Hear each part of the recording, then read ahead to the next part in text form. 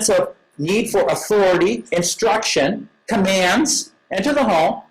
They also have their child obey. Now, within that obedience, like God said in Exodus 20, allows for that child to be most blessed.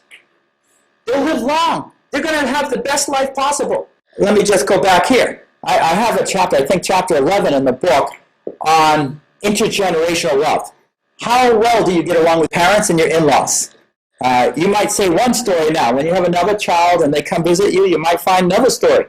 But let me just suggest here that if you have a difficult relationship with your parent, more than likely there's things that are unresolved in your relationship. That same problem will be duplicated in the next generation, unless you solve it. I have stories I can tell here, but we really want a loving relationship. Now, when we grow up as obedient children, you're going to see that a lot of that struggle is put aside. The struggle is put aside because the children are largely conforming. The parents are loving as well as instructive. And so that brings it together in a good blend. And this is what we're looking for here, a good blend in our parenting.